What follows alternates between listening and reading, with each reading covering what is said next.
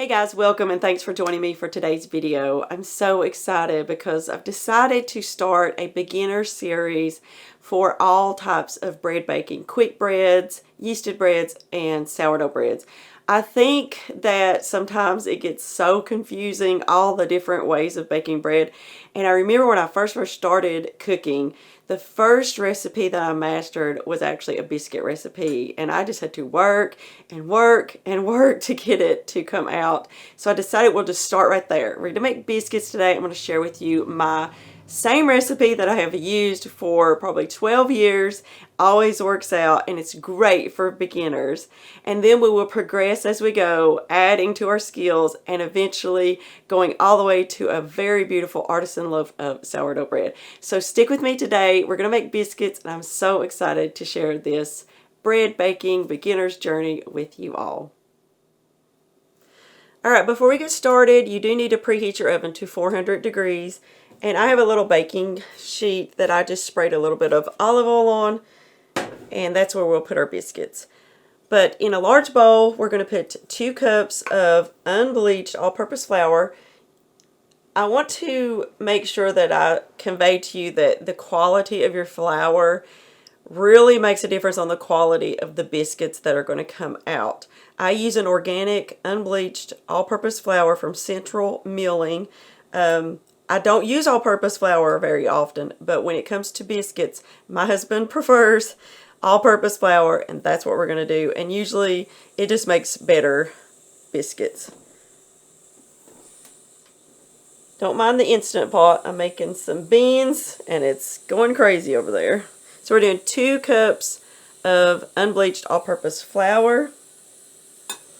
Now to this mixture, we're going to add a tablespoon of baking powder.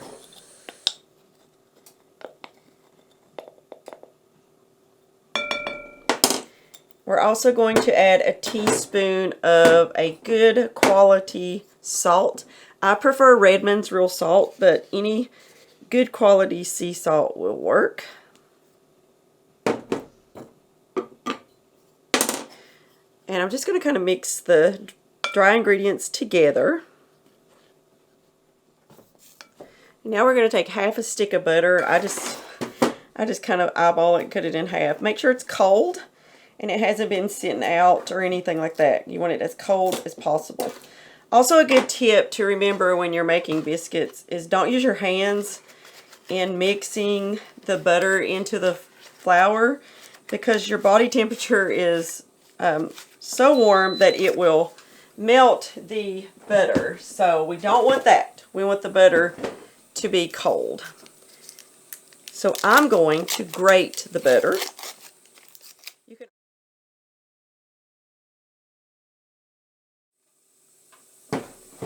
And I'm going to take a pastry cutter. You can use 2 forks. That works as well. But I'm just going to work this butter into the flour until it resembles like coarse bits of flour. So just be careful not to mess too much with it with your hands.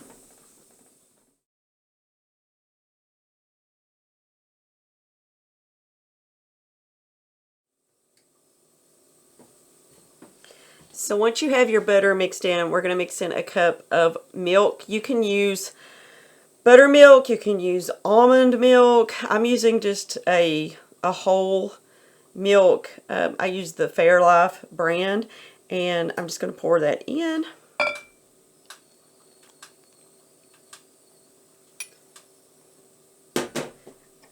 And so I don't have to wash another spoon. I'm just going to use my tablespoon measuring spoon to mix this in. Now, here's the thing with biscuit dough that I had to learn the feel for. You don't want to work this dough. This is not like your sandwich bread or bread dough. This is, you just want to get it combined, and that's it. If it's lumpy, that's good. You don't want it to be worked very much at all, and that is what will give you a fluffy and flaky biscuit.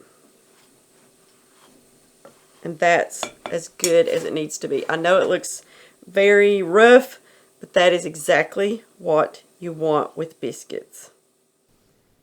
So now just sprinkle some flour on your work surface, put the dough on there, and just kind of work it just a little bit with your hands just to bring it all together and make sure that it's not too crumbly. But the goal here is to mess with it as little as possible.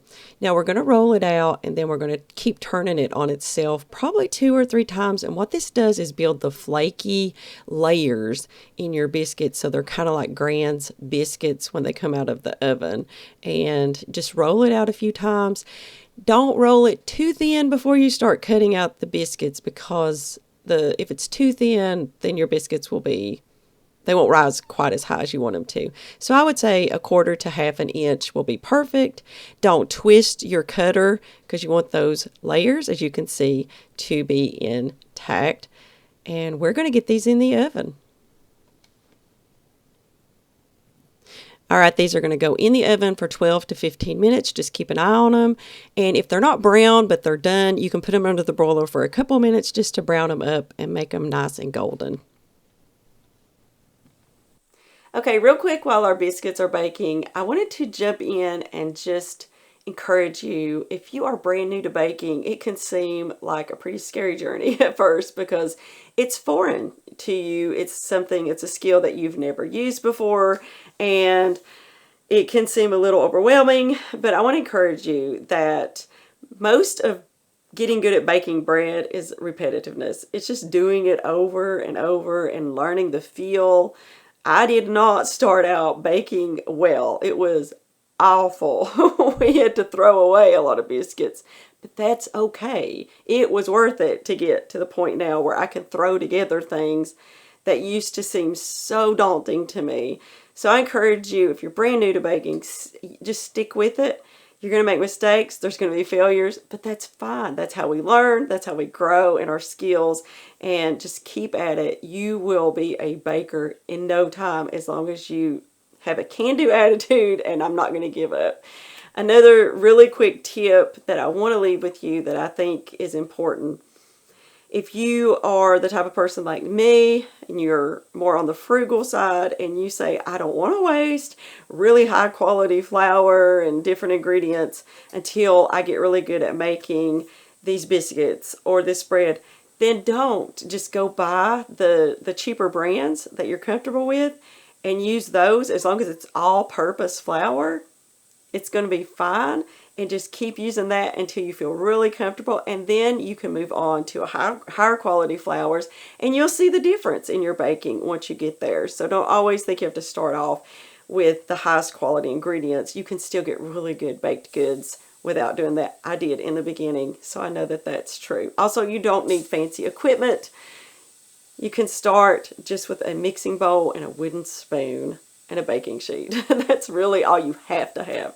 So these biscuits are almost done. I'm getting pretty excited to let you all see how these turned out. Okay, so I checked the biscuits at 13 minutes and they seem done to me. So I'm going to turn the broiler on. I'm going to stay right close to them. And as soon as they get golden brown on the top, they'll be done. So total time is going to be around 15 minutes. Now, with your oven, it may take a little bit longer. It may even take a little bit less. I would start checking them. That's what I started checking mine at 10 minutes. And every 2 or 3 minutes after that, check them just to see how they're coming along, since every oven is quite a bit different.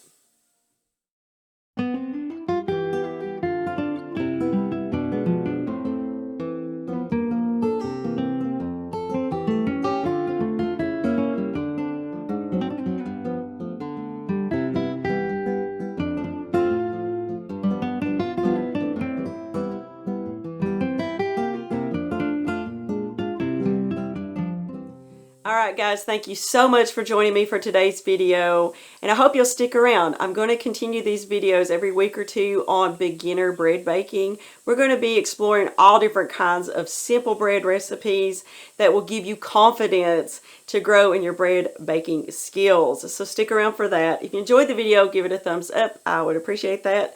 I'm going to leave a printable recipe for these biscuits in the description box below if you want to go print it out and make them for yourself.